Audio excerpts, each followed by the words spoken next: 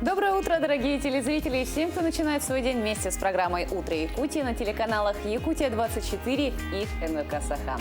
Утро среды мы с вами проведем вместе Руслан Ачиров и Полина Долинская.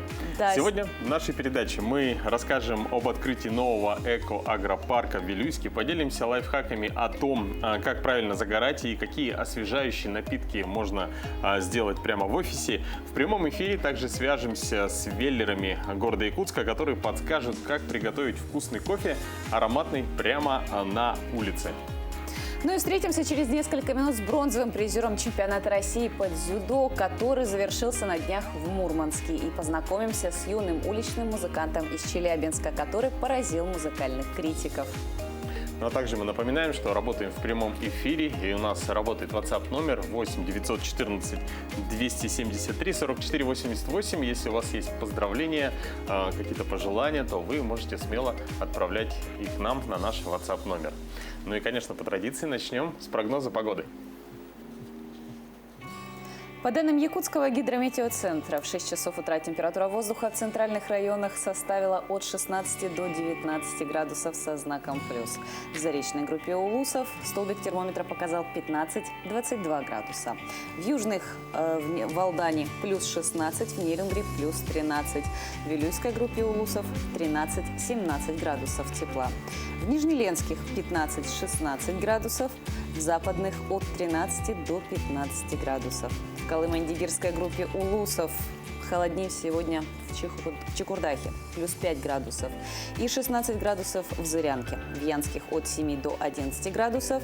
На северо-западе в Тиксе 0 градусов, в Оленьке 12 со знаком плюс. В городе Якутске температура воздуха на 6 часов утра составила 20 градусов выше 0, атмосферное давление 749 миллиметров ртутного столба. Ветер северо-северо-западный дует со скоростью 1 метр в секунду. В течение дня преимущественно без осадков. Ветер юго-восточный с порывами от 3 до 8 метров в секунду. Температура воздуха днем 32-34 градуса жары.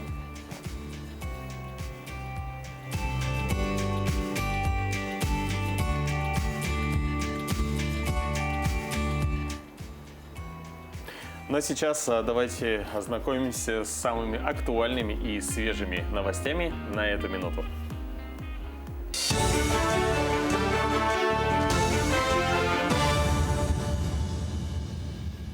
Доброе утро, коллеги, доброе утро, телезрители. С новостями этого утра Влад Давыдов. Партию из порядка 40 тысяч доз вакцины от коронавируса Эпивак Корона доставили в республику.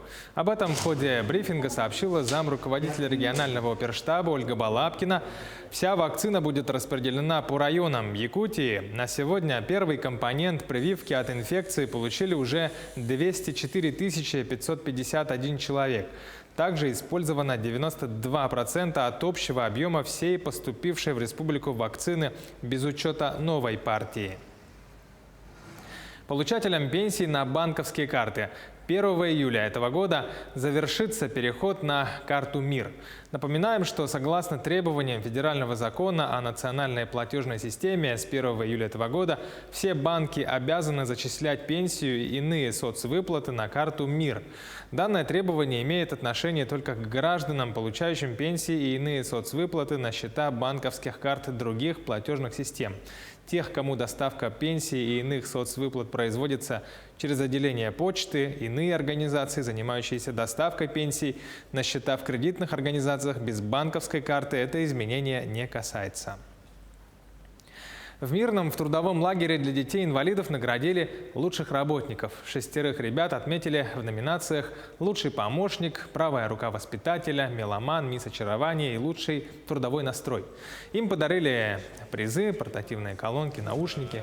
Трудовой лагерь «Мир без границ» работает с 2019 года. Он единственный подобный в республике. Сегодня в нем 20 детей. Площадка направлена на профориентацию, отдых и двухчасовую работу в день. За нее ребята получают заработную плату. В 2019 году ребята посадили свои именные деревья на Вилюйском кольце. значит, отреставрировали малую архитектурную форму возле кинотеатра «Якутск», покрасили, в общем, привели в порядок. Также ребята первыми из города Мирного участвовали во всероссийской акции «Сад памяти» и посадили именные деревья возле школы-интернат. Таков короткий обзор новостей к этому часу. Коллеги, вам слово.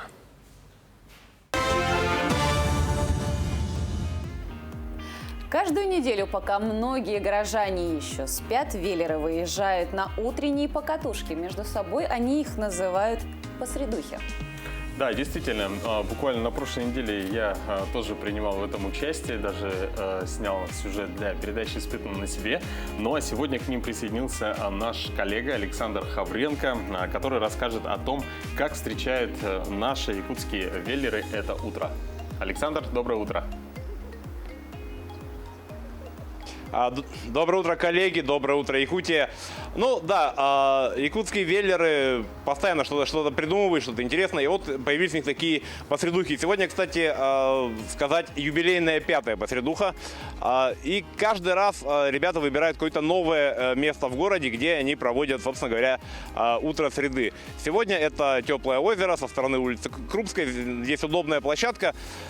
Ну что, собственно говоря, ребята собираются, варят на месте кофе, пьют кофе, разговаривают, обсуждают, но гораздо более подробнее и лучше, чем я, о том, для чего нужны посредухи, нам расскажет, собственно говоря, главный идейный вдохновитель этих посредух, член Якутского велоклуба Евгений Никифоров. Евгений, доброе утро.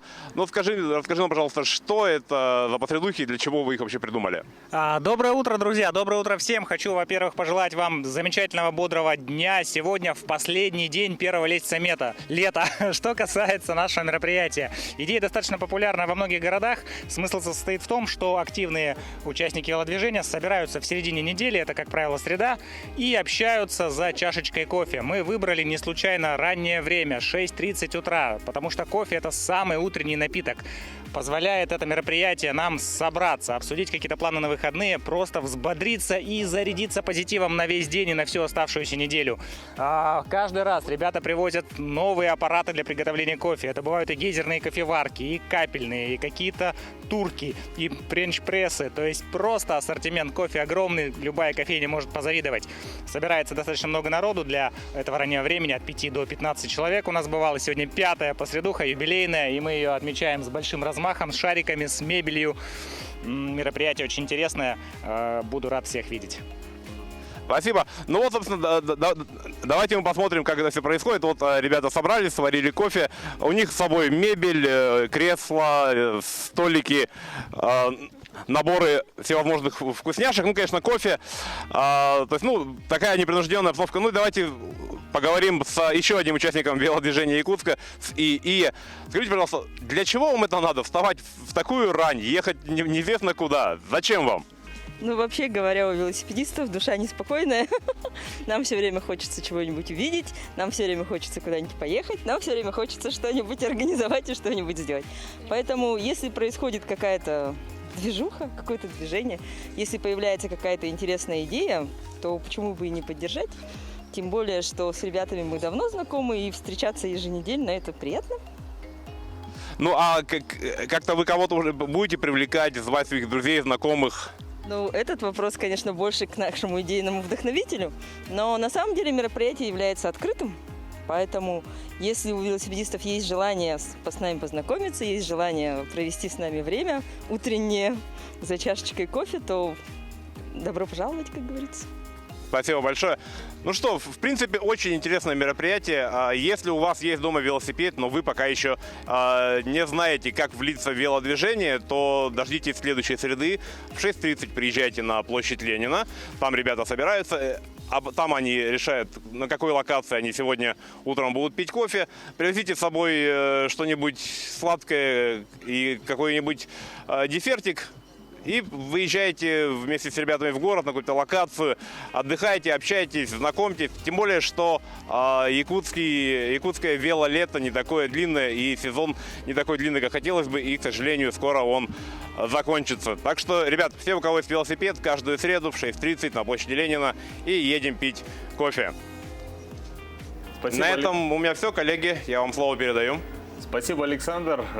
Большой привет нашим велосипедистам. Действительно, очень атмосферное событие. В прошлую среду мне очень-очень понравилось попить кофе на улице.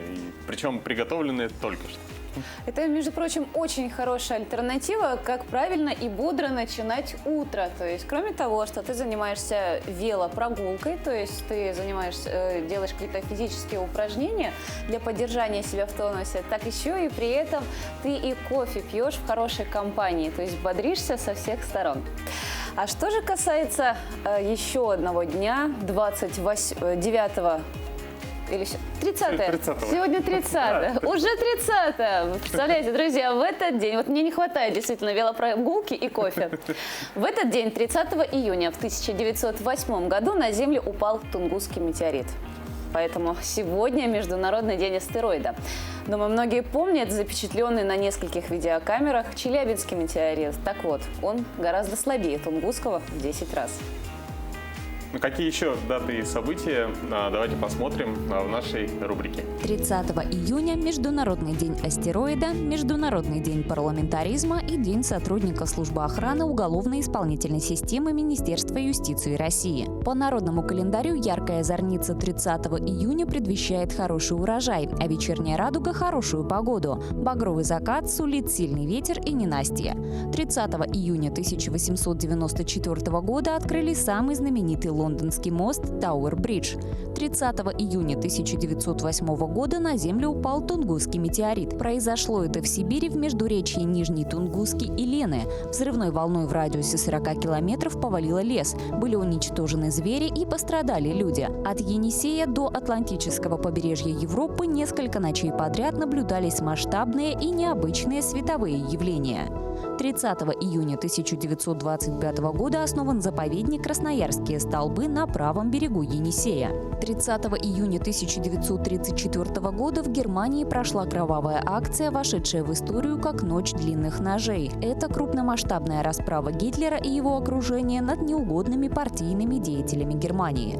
30 июня 1971 года при возвращении на Землю погиб экипаж космического корабля «Союз-11». При спуске неожиданно открылся клапан дыхательной вентиляции, соединяющий кабину с наружной средой. Космонавты потеряли сознание и не смогли закрыть клапан. В память о героях назвали кратеры на Луне и малые планеты Солнечной системы. 30 июня 1860 года родился Владимир Михельсон, российский физик и геофизик, метеоролог и академик.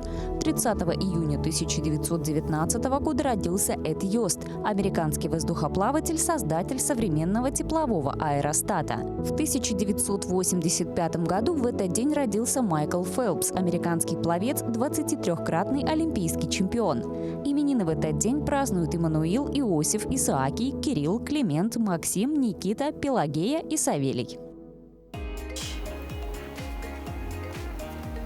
Кстати, у нас есть сообщение. Кроме того, что к нам присоединяются велогонщики, да, наверное, новые? Да, кстати, первое, да, действительно, мальчик на велосипеде. Здесь у нас на фотографии, сейчас я ее покажу. Сначала зачитаю поздравления.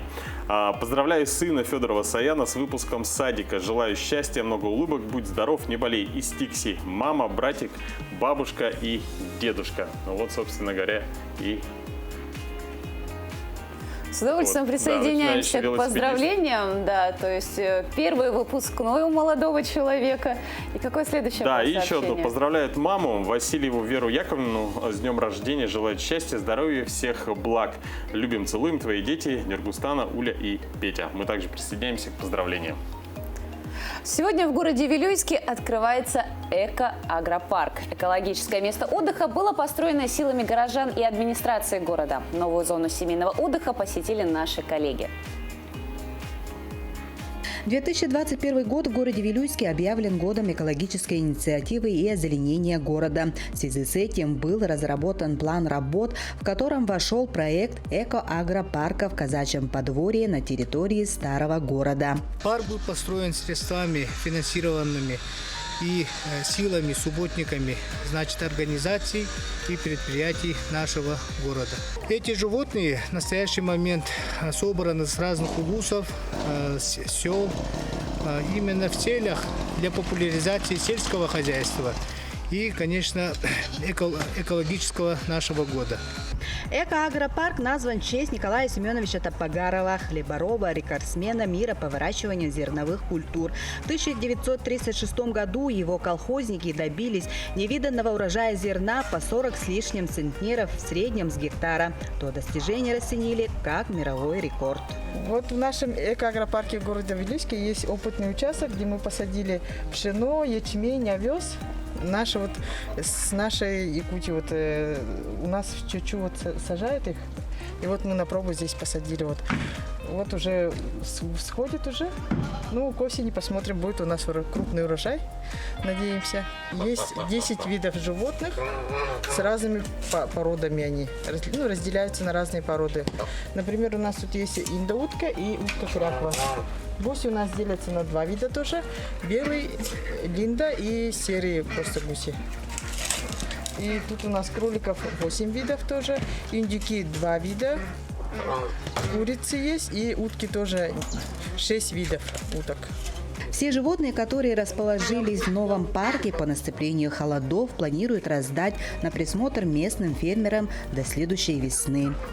Уже сегодня эко-агропарк распахнет свои двери для жителей и гостей города Вилюйска, где каждый посетитель сможет активно взаимодействовать с природой. Ну а в дальнейшем здесь фермеры могут реализовывать свою местную сельскохозяйственную продукцию. Анна Васильева, Иннокентий Колесов, Вилюйский улус. Самым подходящим для утра занятием, помимо, конечно, чашечки кофе, является утренняя хорошая зарядка. Ну а мы предлагаем вам зарядиться бодростью, размять все мышцы вместе со Светланой Кобяковой. Тадзи Цюань в эфире «Утро Якутии». Доброе утро, дорогие друзья! Приглашаю вас присоединиться к моей утренней зарядке. Итак, ноги поставили на ширину плеч, колени мягкие, поясницу расслабили, плечи положили на лопатки, свесили вниз, макушкой с едва заметным усилием тянемся вверх. Вспомните что-нибудь хорошее, внутренне улыбнитесь, и на этой волне начинаем нашу утреннюю зарядку. Хлопнули в ладошки, растерли. Растираем до ощущения тепла, нагнетаем энергию в ладони и этими разогретыми ладонями растираем, пробуждаем свое тело. Начинаем с ушных раковин.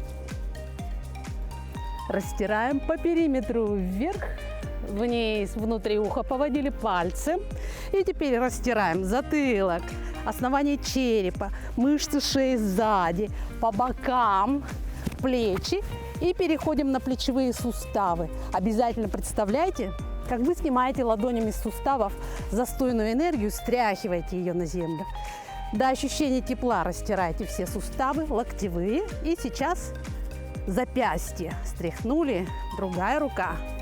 Хорошо. Теперь сжимаем руки в кулаки и вот этими костяшками без нажима взбадриваем позвоночник, растираем вниз до копчика, вверх, насколько идут руки. Нажим усиливаем и растираем спину, поясницу, таз. Ощущайте, как у вас пробуждается вся спина.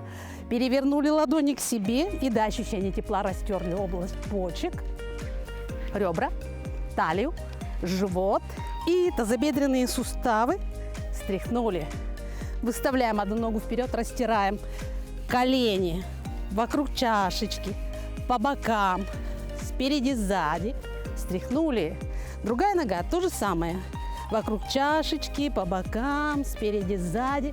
Стряхнули. И теперь чистим пальцы. Снимаем грязную энергию, которую мы собрали с суставов, и стряхиваем ее на землю. Держим, делаем довольно плотно. Одновременно массируем активные точки на наших пальцах. Растерли между пальцами. По паре раз достаточно.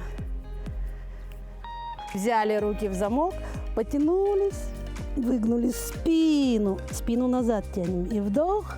И на выдохе прогибаемся. Вдох. И на выдохе в сторону. Вдох. И на выдохе в другую. Повернули корпус, Таз тянем назад, руки вперед, ощущаем, как растягивается поясница. Вдох, на выдохе тянемся вверх. Вдох, на выдохе опять в сторону и расслабились. Итак, правую руку толкаем вверх, левую тянем вниз, вдох, и на выдохе растягиваем тело, плечи, шею, расслабляем. Смотрим на тыльную сторону верхней ладони. Вдох, потянулись, расслабились, выдох. Отлично, ну что ж, мы с вами разбудили свое тело.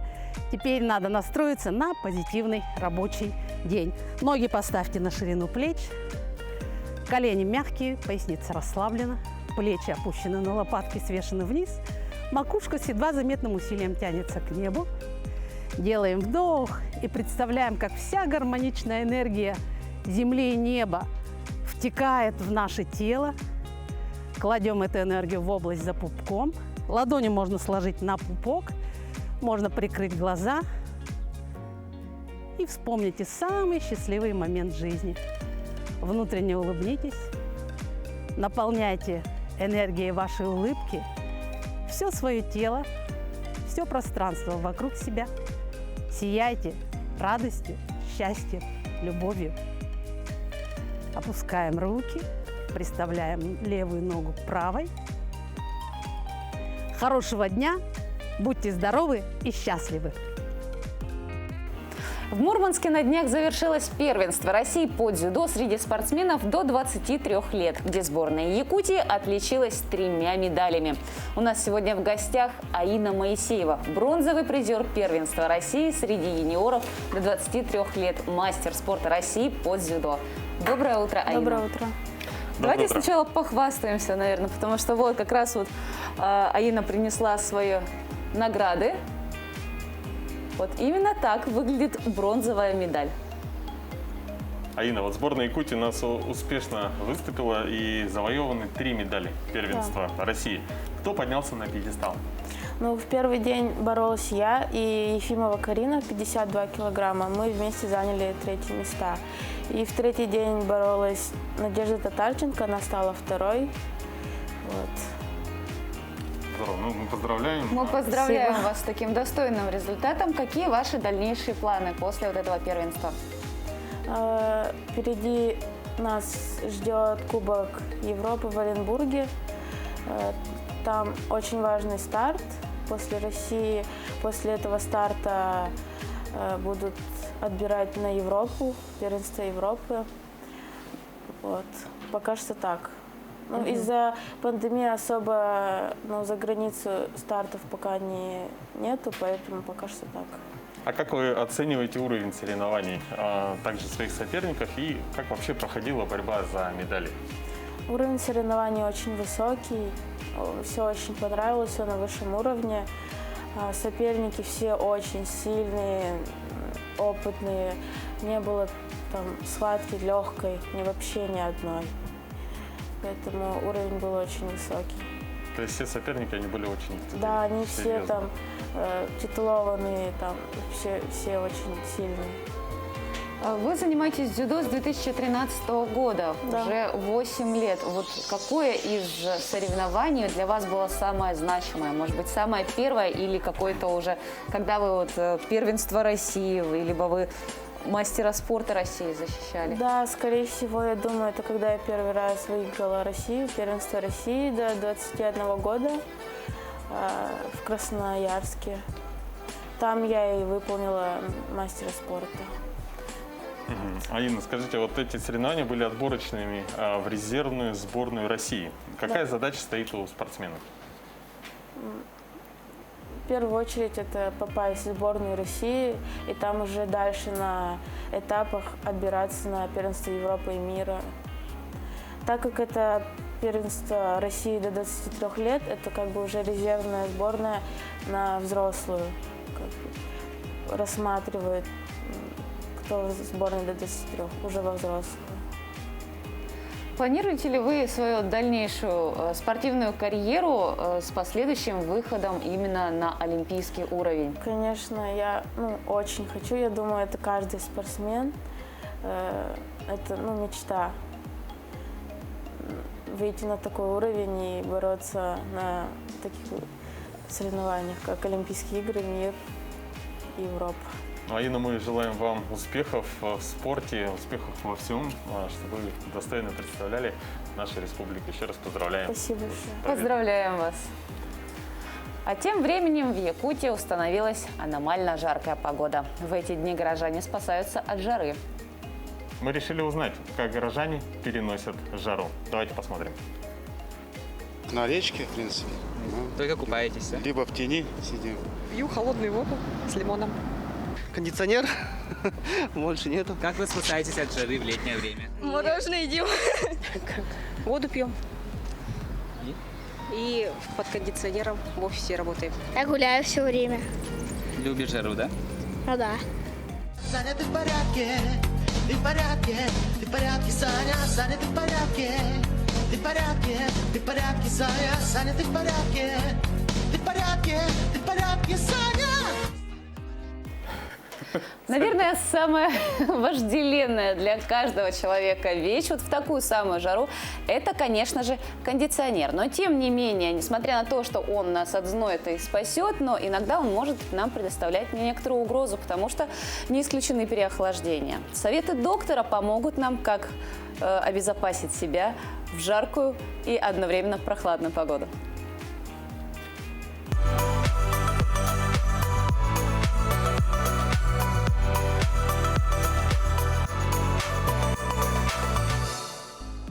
Доброе утро! В офисе, чтобы не замерзнуть под кондиционером, установите температуру 21-23 градуса. Температура в помещении не должна быть ниже уличной более чем на 7-10 градусов. Не выставляйте низкую температуру, не включайте режим турбоохлаждения. Не находитесь под струей холодного воздуха.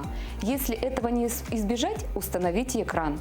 Каждый час выключайте кондиционер на несколько минут и открывайте окна. Дома регулярно чистите кондиционер согласно инструкции. Своевременно меняйте фильтры. Не позволяйте микробам размножаться в нем. Поставьте увлажнитель или комнатные растения. Они помогут сохранить нормальную влажность помещения. Не курите и не позволяйте другим курить в доме. На ночь повышайте температуру на 2 или 4 градуса, а лучше вообще отключите кондиционер. Простудиться от кондиционера в машине проще простого. Чтобы этого не произошло, придерживайтесь следующих правил. Чтобы охладить воздух в машине, проветривайте салон, открыв все окна и двери перед тем, как в нее сесть. Только после проветривания закрывайте машину и включайте кондиционер. Не включайте скорость обдува на максимум. Чтобы избежать переохлаждения, не опускайте температуру более чем на 10 градусов ниже той, которая на улице. Дайте ему поработать 2-3 минуты на полную мощность, а сами подождите снаружи. После этого установите нормальную температуру. Если вас все же продуло и при первых признаках простудных заболеваний, обратитесь к врачу. Будьте здоровы!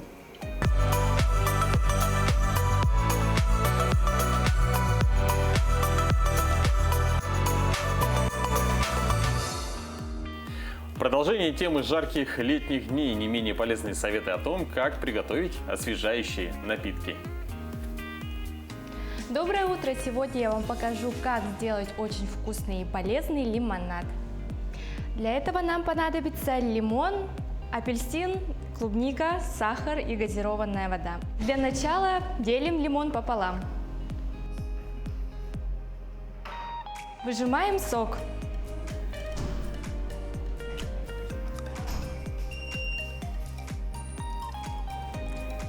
Дальше берем апельсин и выжимаем сок.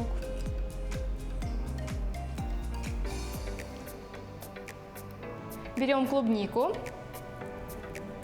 Обязательно удаляем ненужное. И измельчаем. Добавляем в наш бокал. Добавляем сахар.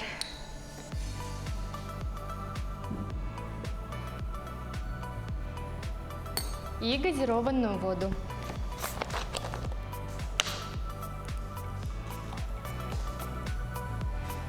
Лимонад готов. Приятного аппетита и хорошего вам дня!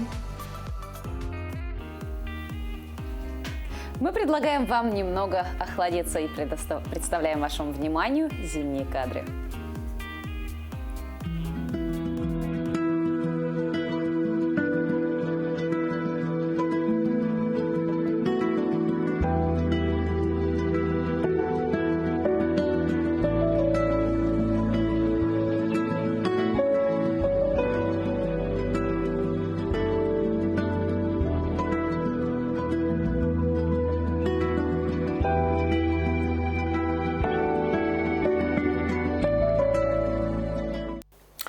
Кафе и рестораны Москвы начали принимать посетителей по QR-кодам. По указу мэра Москвы с понедельника в столичные заведения общественного питания можно попасть только с помощью специального QR-кода.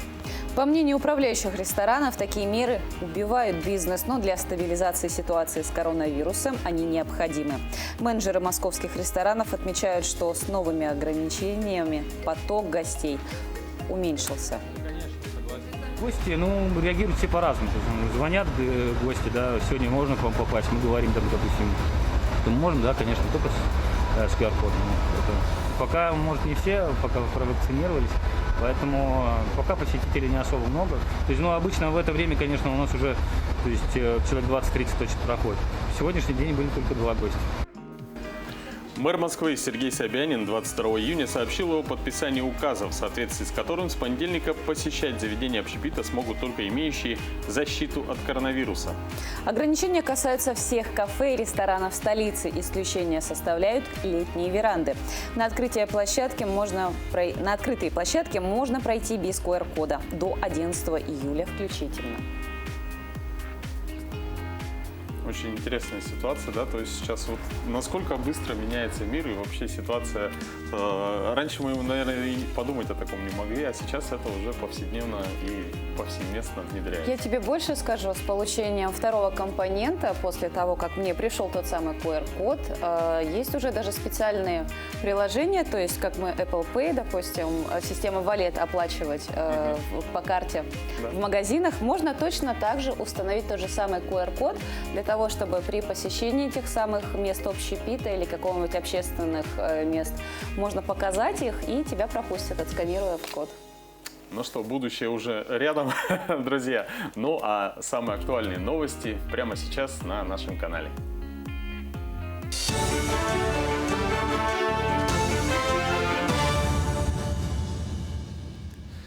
Еще раз доброе утро, коллеги и уважаемые телезрители. Новости к этому часу в студии Влад Давыдов. Глава Якутии Айсен Николаев поручил разработать конкретные предложения по активизации темпов жилищного строительства в республике. Как он сказал в ходе совещания по данному вопросу, в республике отмечается снижение темпов строительства жилья. Это прежде всего связано с резким падением объемов строительства по городу Якутску. В 2019-2020 годах администрацией города были ужесточены требования к застройщикам. Это привело к снижению выданных разрешений на строительство. Айсен Николаев подчеркнул, что главная задача – дать возможность застройщикам строить жилье, максимально упростить их работу. Единственный способ сбить рост цен – дать возможность застройщикам строить жилье. Других подходов нет, сказал глава республики. На Токуланах, Махатай и Касылсыр планируется проведение гидрогеологических и водно-балансовых исследований источников подземной воды. Как сообщает ЕСИА, работы пройдут силами молодых ученых из ведущих научных институтов и университетов страны в рамках полевой геокриологической школы-семинара под названием «Криопустыня-2021». Новые данные, полученные в ходе полевой школы-семинара, позволят оценить современное состояние этих источников чистой воды. Результаты исследований помогут оценить использование подземных вод для питьевых целей близлежащих населенных пунктов и больших хозяйствующих субъектов, например, как Якутская топливно-энергетическая компания, сообщили организаторы полевой школы. Как снять фильм за 1,5 миллиона рублей и победить на Кинотавре? Известная телеведущая, блогер Ксения Собчак выпустила 1,5-часовой фильм о якутском кино. Она отметила, что Якутия на 3-м месте по производству фильмов после Москвы и Петербурга. Ведущая встретилась здесь, в Якутии, с нашими людьми, также в Москве с критиком Антоном Долиным. Познакомилась с режиссерами Дмитрием Давыдовым, Степаном Бурнашовым, Костасом Марсаном, продюсером Марианной Сеген. Также встретилась с главой республики Айсеном Николаевым, актрисой и певицей Валентиной Романовой-Ческырой. Побывала на съемочной площадке фильма «Тыгын Дархан» и на кастинге фильма Карине Чикитовой. Видео полностью можно посмотреть на платформе YouTube. Якутянин Григорий Попов, бывший боец UFC, подписал долгосрочный контракт с лигой NFC. Попову 37 лет. Его профессиональный рекорд – 13 побед, 4 поражения. Он является первым якутским бойцом из республики, добравшимся до сильнейшего мирового промоушена UFC. Правда, карьера там у него не совсем выдалась успешной. Попов проиграл дебютный бой Вайнленду, а второй поединок уступил Гранту. После 2 проигранных боев его отчислили из UFC. Судя по сообщению, Попов теперь подписал с казахстанской лигой долгосрочный контракт. Казахстанский ММА-промоушен NFC занимает 31 место в рейтинге мировых организаций по версии MMA Oracle. Таковы новости к этому часу. Слово передаю коллегам.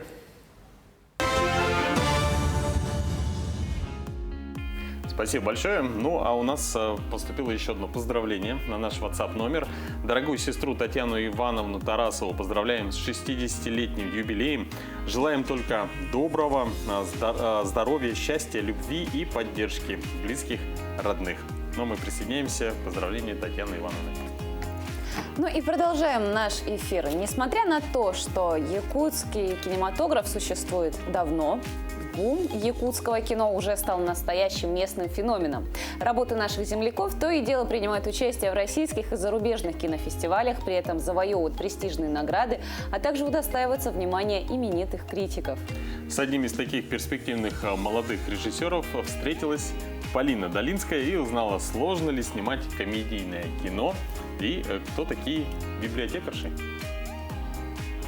Расскажи, с чего началось твое увлечение, которое потом переросло в открытие компании, и потом в дальнейшем это переросло в съемки кино. Первая моя премьера в жизни случилась в 10 лет. Мы с ребятами из класса собрались, поехали в лес, сняли небольшой фильм. Очень интересно его сейчас просматривать. И в конце года мы показали его перед классом, это вышло где-то 10 минут. И с этого начался мой маленький путь в кино.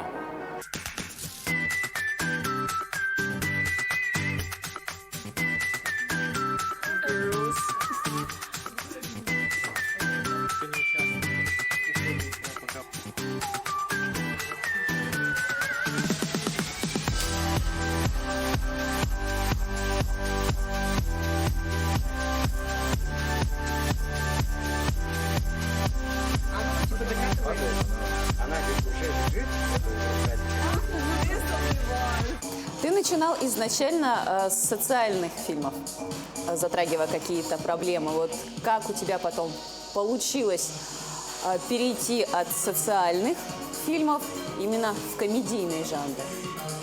Социальные фильмы мы снимали с моими друзьями, студентами Арктического института культуры. Для нас была достаточно важна эта тема, потому что многие проблемы, которые мы видели, достаточно не раскрывались в медиапространстве, и мы решили это немножко изменить.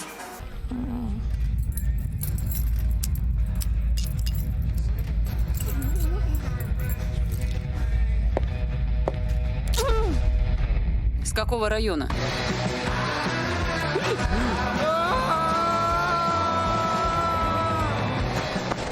Все, нам нужно найти эту рукопись, чего бы это ни стоило.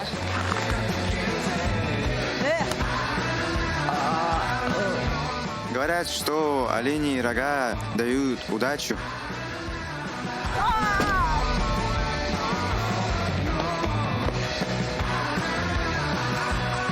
А ну иди сюда! Неужели это то, о чем я думаю? Мы снимаем любое жанровое кино, которое интересно зрителю.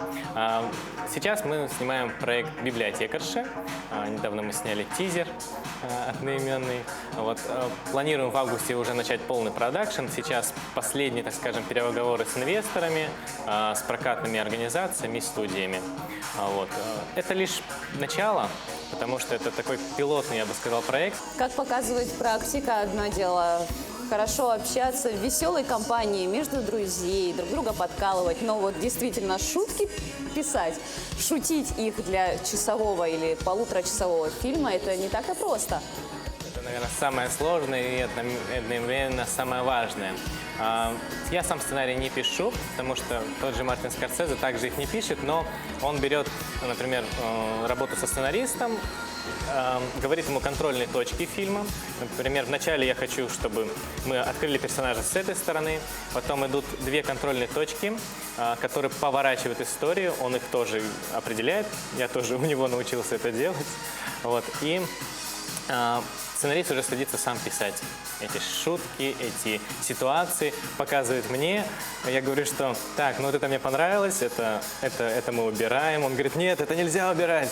Я говорю, мы это убираем. Нельзя! Какой посыл, который сформирует зрителей, посмотревших твой фильм, вот, допустим, на примере «Библиотекарши»?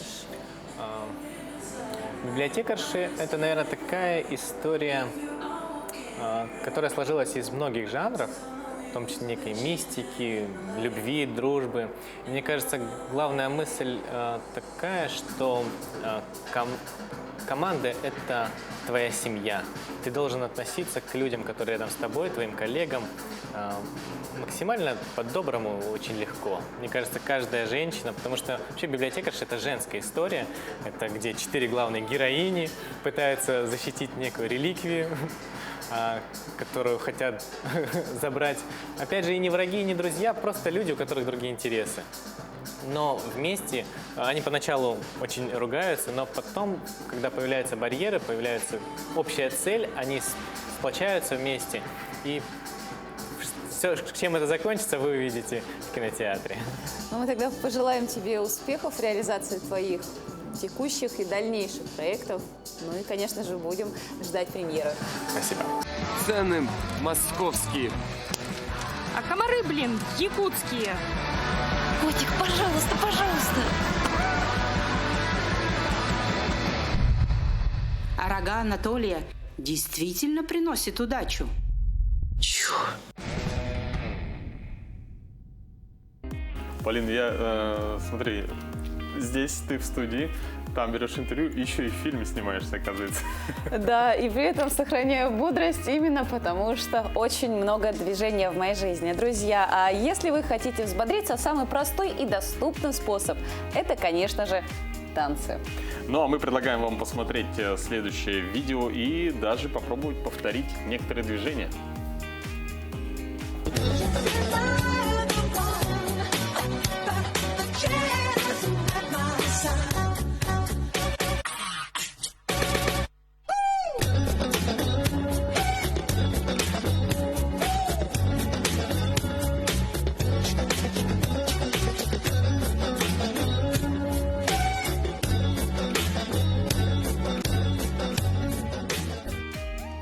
Ой. Мощные движения. Это было очень удивительно. Вот мне кажется, если у тебя получится выполнить вот эти движения, ты действительно будешь бодр.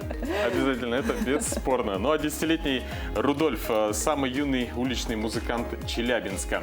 Мальчик играет на барабанах и собирает толпы зрителей. Короткое выступление приносит школьнику не только опыт работы с аудиторией, но и доход. Вот только деньги ребенок тратит не на конфеты и игрушки, а вкладывает в любимый инструмент. Это помогает ему приблизиться к заветной мечте – стать мировой звездой. Его история в нашем следующем сюжете. Самый юный уличный музыкант Челябинска Рудольф Пермяков удивляет местных жителей не только возрастом, но и мастерством. Даже профессиональные исполнители восхищаются талантом 10-летнего барабанщика. По словам отца Андрея Пермякова, Рудольфу было всего 2 года, когда он проявил интерес к барабанам, начав настукивать ритмы на африканском джембе. Я обратил внимание, что эти ритмы, они действительно как будто бы вот не просто так. То есть это несколько разных ритмов, и они все по-своему красивые. Спустя месяцы занятий на детской установке отец предложил сыну выйти на Кировку – место притяжения всех творческих людей города, которое местные жители называют Челябинским Арбатом. Там же часто играл на гитаре и сам Андрей со своей группой. Он мне сказал просто, что хочешь на Кировку выйти, у меня появились свободное время, хочешь на Кировку пойти? Я говорю, да, хочу. Ну, я обрадовался. Прямо понравился сразу? То есть даже не было боязни какой-то? Нет, нет, не было. А когда вот сел уже и понял, что вот сейчас меня услышат люди другие, было волнение, вот что было? Да, было немного. Немножко совсем. При этом музыка не единственное увлечение Рудольфа. Мальчик также ходит на дзюдо и рисует. Родители во всем поддерживают сына, стараются не давить на него и давать свободу выбора.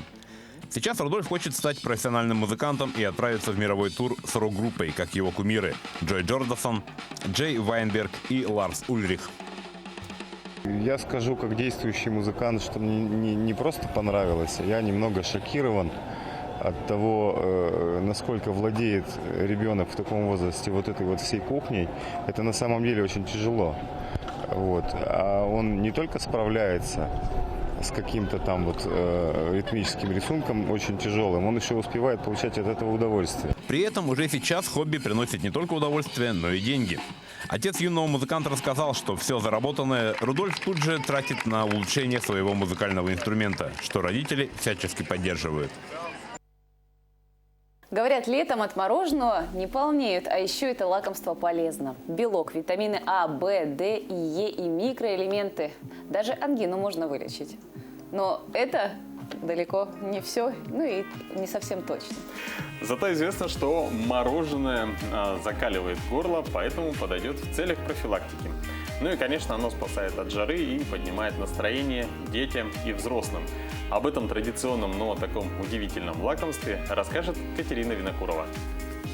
Лето, жара, каждый третий с мороженым. За что вы любите мороженое?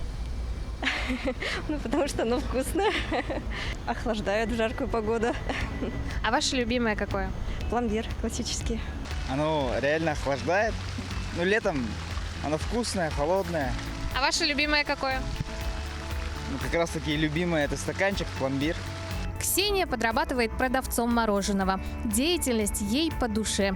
Ведь, как признается девушка, одно удовольствие – дарить радость людям. Мне нравится дарить детям радость. Они всегда очень радуются. Не только дети, но и взрослые. А у вас какое самое любимое мороженое? Или вы не любите мороженое? Ну да, я сама не люблю мороженое, но могу иногда и съесть. Переели, да, в детстве? Да. И как же не переесть, ведь сегодня выбор охлаждающего лакомства настолько велик. Хочется попробовать всего. Стаканчики, рожки, эскимо, фруктовый лед. Чувствуете? Настроение уже поднимается. Достаточно пару укусов, и кажется, что даже сил становится больше. А почему так происходит? Мороженое – это прекрасный способ дополнить рацион белками, жирами, углеводами, кальцием. Но это не означает, что данный продукт стоит рассматривать как основной источник данных веществ. Мороженое следует дополнять в рацион исключительно как десерт. Помимо того, что мороженое вкусное и поднимает нам настроение, так оно еще и закаляет горло. Мороженое можно потреблять детишкам, ну и взрослым, у кого гипоангина. Из-за выраженной болезненности в области горла детишки могут отказываться от пищи вообще. И тогда мы иногда предлагаем родителям немножко растопить мороженое и дать в качестве местного анальгезирующего продукта и как дополнительный источник энергии. За что еще мы любим мороженое? Оно возвращает нас в детство, в то самое время, когда все спокойно, радостно и беззаботно. За удивительный вкус и за кусочек зимы, даже в самое знойное лето. Ну что, друзья, наш эфир подходит к концу, и пришла пора прощаться. Но прощаемся мы с вами только до завтра. Впереди у нас еще ждет жаркий солнечный день. А в такую погоду так очень хочется поваляться где-нибудь на берегу, на песочке, возле моря. Действительно. Ну, а мы можем предложить в завершении нашей программы посмотреть на обитателей моря, ведь такие кадры всегда завораживают. И до новых встреч!